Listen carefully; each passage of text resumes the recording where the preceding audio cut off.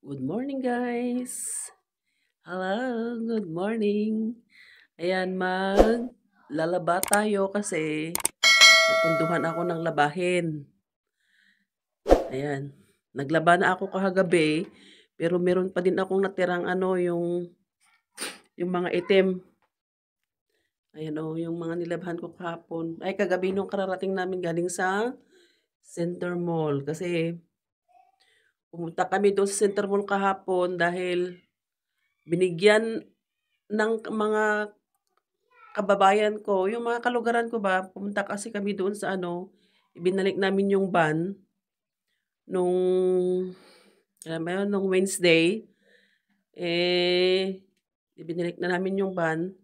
Tapos doon kami nakituloy sa kababayan ko doon sa sa Ilocos.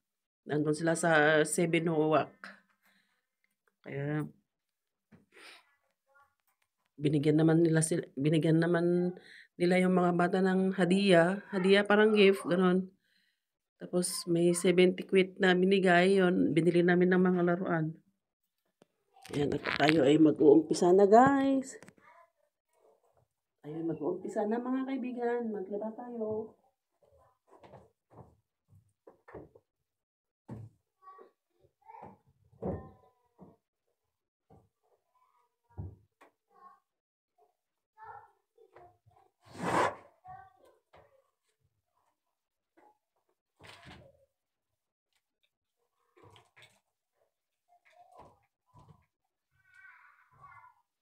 You okay?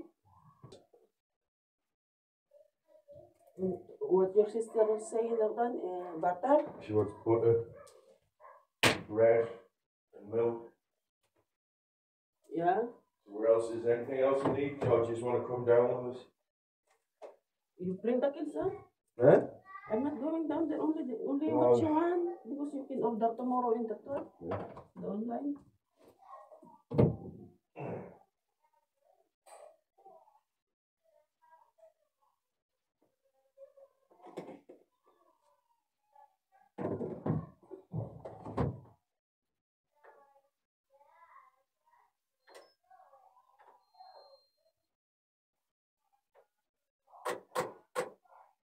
Ang hirap kasi walang sasakyan.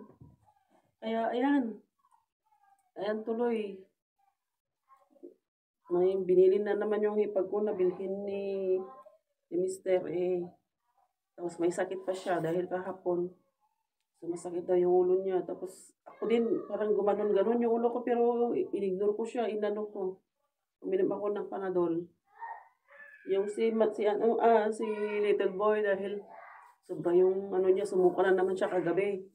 Sobra kasi ang lamig dito.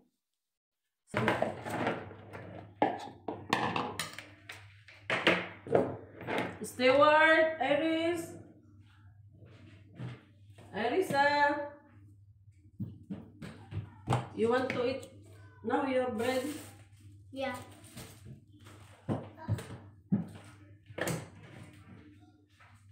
How about you, mister? You want bread also? No. You don't want bread with chocolates? Huh? You want bread with chocolate? Okay.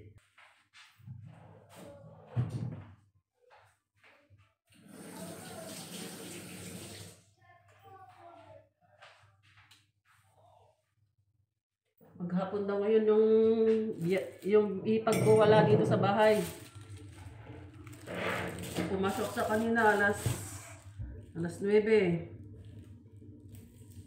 Hindi ko na namalayan kasi maano yung ubo ko kasi kagabi hindi ako nakatulog ng maayos. Grabe ang ubo ko. Yung problema ko kasi hindi para akong may COVID. Para yung malapot siya, hindi naman siya sipon. Malapot na malapot ganoon kasi nung bago ako mag-inject dati ng vaccine. Ganon yung ko, yung plema ko. Tapos hindi ako makaamoy, hindi ako makalasa. Ganon talaga ang niya. Yung ng plema ko ngayon. Para siyang yung na-COVID ako. Tapos sabi ng asawa ko,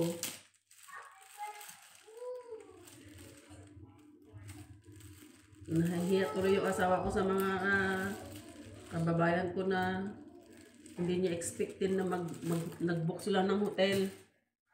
Kaya sabi niya na pag ano daw, pag na okay na daw siya, bibigyan daw namin sila ng ano, ng parang babawi din kami ba. Kaya nga sabi ko na makikituloy kami dahil pag nag-hotel kami, mahal kasi. Yung nag-book sila ng ano, ng hotel, one night lang, 64 pounds. O, 64 pounds. Wala pa, hindi pa include yung ano doon, hindi pa kasali yung breakfast. Hindi naman na kami nag-breakfast. Doon na kami sa bus station nag-breakfast. Kaya sabi ko sa asawa ko, huwag kang mahihiya dahil talagang ganyan ang tradisyon naming Pilipino, sabi ko. Sabi ko sa kanya dahil nahihiya siya, tapos binigyan pa yung mga bata ng pera. Kaya hiyang-hiya talaga siya. Sabi ko sa kanya na, hindi, once in the blue moon lang naman yan. Pag ano lang naman yan sila nagbibigay, Christmas, o kaya pag sa birthday, ganyan. Tapos pag yung matagal na hindi kayo nakikita, ganon. Parang, siyempre natutuwa sila sa mga bata. Ganon ba? Di ba ganyan tayo mga Pilipino? Kaya, tsaka nakatulog din ako ng maayos noon dahil umalis kami dito alas 3 ng madaling araw. Tapos pagdating namin doon, mga ano na, 9 a.m. Magte-10 tapos dumiretso pa kami doon sa park. Naku, Diyos ko, wala kaming pahinga talaga. Dahil yung asawa ko pumunta doon sa office, sa old office nila, doon sa old company. Pinalik niya yung van. Tapos wala pa doon yung manager. Kaya, tapos tapos ibinigay din niya yung ano, tinurn over niya yung laptop niya, yung phone, work phone, ganyan. Ganyan ang ano niya, kaya hindi na sana kami sasama dahil alam niya naman na maano ang biyahe. Kaso lang, siyempre magdra-drive siyang mag-isa. Tapos babalik na naman siya mag-isa. Parang yung, alam mo yung pagod.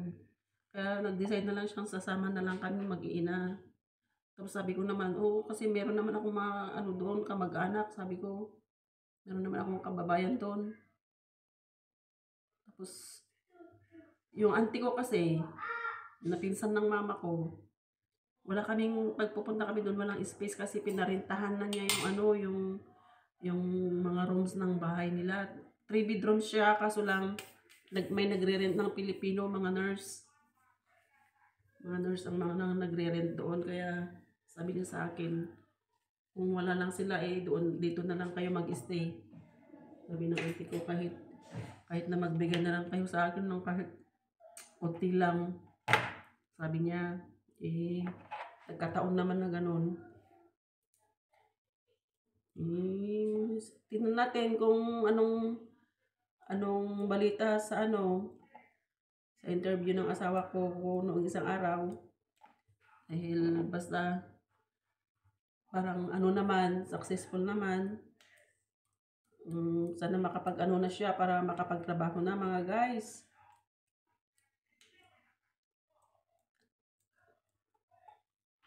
Ayan. Napagawa na ako ng pagkain ng mga chikiting ko. At magkakape na din kaming mag-asawa. Ayan, At si hubby ko naman ay may sakit. Nilalagnat siya kagabi. Tanggalan ko daw ng ganito kasi ayaw nila yung gilid-gilid. Ninaglat si Stewart kagabi dahil sa sobrang lamig. At saka yung siguro nung nagbiyahe kami na yung niya, nabigla. Kasi sa London kasi medyo mainit, hindi kagaya dito. Come na, Iris.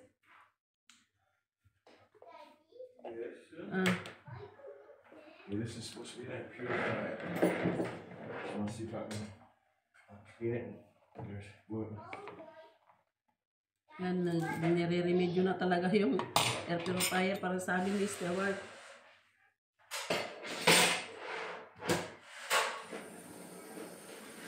Si Little Boy din kasi ubo ng ubo. Tapos pag umuubo pa naman, sumusuka.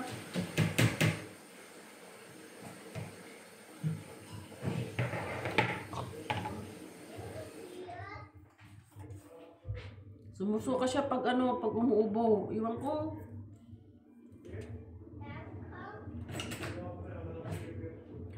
Dada, your coffee is here.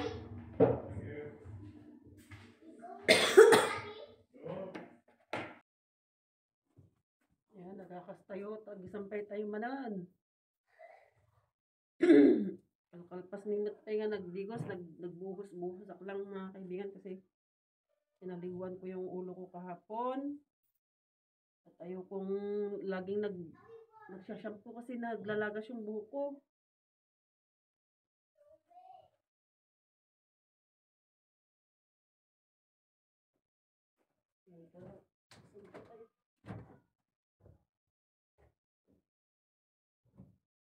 Sampay tayo, agakas tayo. Sakit ni Habibi. Amang katulungan.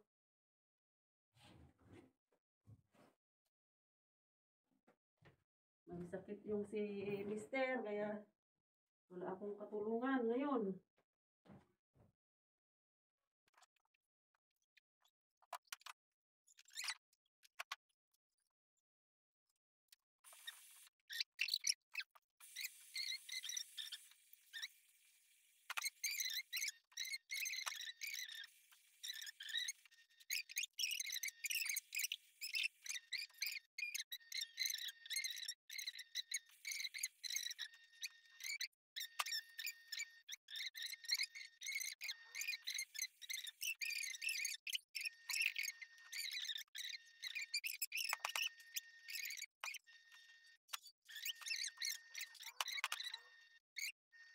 Baby boy? No, is this gloves? Yeah, that is your sister gloves. Is that for daddy's gloves? Sister gloves, Iris gloves. Dirty gloves. Huh? How dirty gloves? Dirty gloves? Yeah. Oh, it's a I dirty want to glove. wear them, Mommy. You okay now? I want to wear them. Gloves. You want to wear the pink gloves? Yeah. Are you a girl? You're on your body. You are a boy. So why you want to wear the gloves, pink gloves? Because I want to wear. Because I want to be a player. You are a player. Yeah, because I want pink gloves. Buti na lang si Stewart nung nagbiyahe kami, ang haba ng biyahe. Buti na lang hindi siya na... Ay, nagsuka pala si Stewart dati. Nagsuka siya doon sa I bus. want to Nung malapit-lapit na kami sa ano, sa Duram. gloves are here. Kasi hamagin mo ang biyahe, ang haba. Just wear Bali, wait.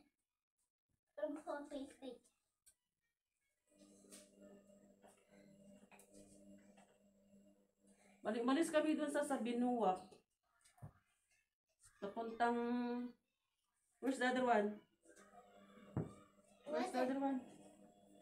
Oh, nung paalis kami sa Binuwak, alas 9. Magti-10. Ganun. Ang naandun sa 9:15, ganyan. Where's the towel, Iris? Can you give me here? I will put in that one. I will hang. Give me the towel. Tapos, pagdating namin sa sa Victoria, doon sa may bus station papunta sa Newcastle, 11:30 na. Bali, isang oras mahigit ang biyahe ng train. Thank you, darling. Stuart, let's pretend that we're playing in school in your room, okay? I'm playing. I know from school, okay? Tapos, nung nandun na kami sa sa bus station papuntang Newcastle, 12:30 pa ang ang alis. The next day, Tapos, I will be your friend. Okay, Stuart? 2:30 bali nag-uray kami pa timano nga oras si Jai, kalahating oras. Oh, yeah.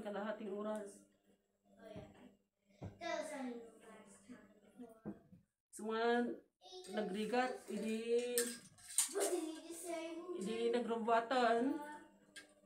Agkara stop pa pala ang di basa. Di ko, di stoplight. Nagkadito stoplight nga ko, agkara stop.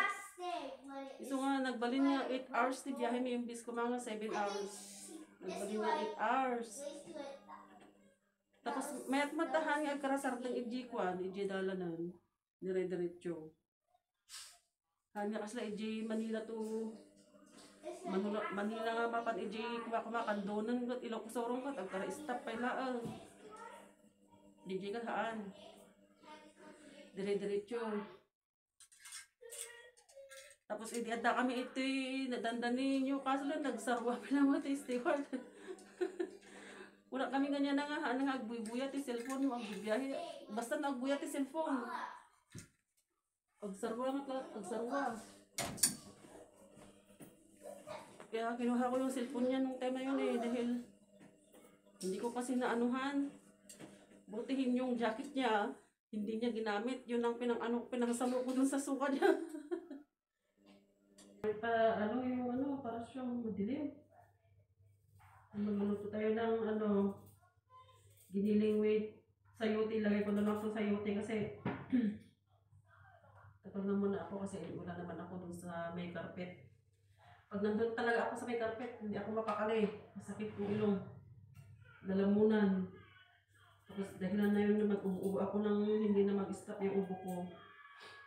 Bumili pala yung asawa ko ng air purifier. Para tignan daw niya kung effective. Kung hindi pa siya mag-effective, pupunta na ako magpa-doktor. Pero ilang bahay na yung tinuluyan namin dun sa London. Pinirhan namin. Hindi naman ako nagganito kung talagang sa lamig sana. Dapat noon pa kararating namin dito nagganito na ako pero wala eh. Sabi ko allergy ako talaga sa aso. Kasi nung pumunta kami sa bayaw ko, may aso sila doon. Tapos kulob yung bahay nila. Diyos ko, bukas pa lang ng pintuan, pagpasok pa lang namin, grabe, ubo na yung ko. Umubo na ako. Hanggang pag uwi namin, hanggang nung natulog na ako, hindi na ako nakatulog. Magdamag. Yung time pa naman na yun, pupunta kami sa London. Wala akong tulog nun. Para akong pagod na pagod sa guard. Guard na Harvard.